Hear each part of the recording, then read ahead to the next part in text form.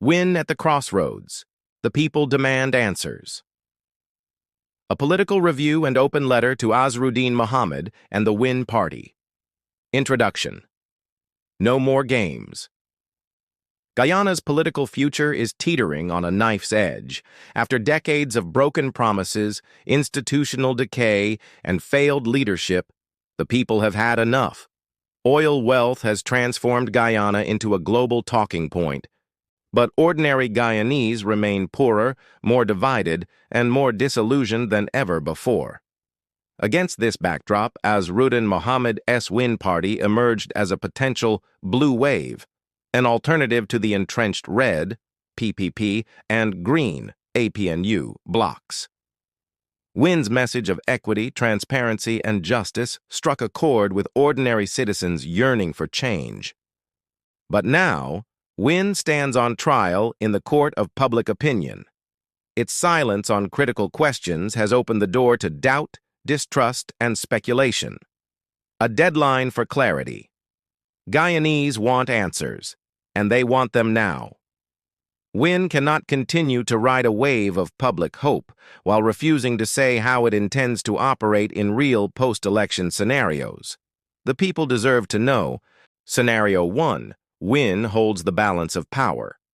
If Win captures a handful of parliamentary seats and no party secures a majority, will Win align with the PPP, whose governance has been plagued by corruption, nepotism, and broken promises?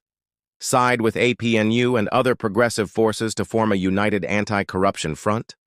Or remain independent, voting issue by issue and demanding full transparency from whichever side seeks Win's support? The people deserve a clear written pledge.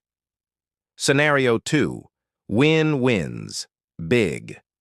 If Win outperforms expectations and secures double-digit seats, will Azruddin Mohamed push for key ministries to enforce accountability, demand audits on oil revenues and public contracts, ensure Guyana's oil wealth benefits ordinary Guyanese, not a handful of elites? The blue wave means nothing if Win cannot show bold leadership when it matters most. Scenario 3. Win underperforms.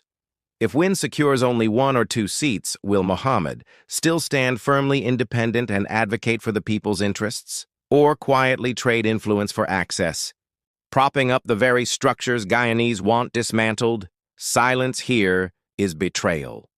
Why this matters now? The stakes have never been higher. PPP's track record is undeniable. Rampant corruption, racial division, nepotism, and an unprecedented hollowing out of Guyana's democracy. APNU is repositioning as a coalition with a positive, progressive vision for restoring accountability. Win has captured public imagination, but with that comes responsibility. If Win fails to clarify its stance within days, it risks being seen as a Trojan horse, manipulating voter anger to serve elite interests. Guyanese cannot afford another betrayal wrapped in the language of hope. Azruddin Mohamed must speak. Azruddin Mohamed's silence is no longer strategic. It's damaging.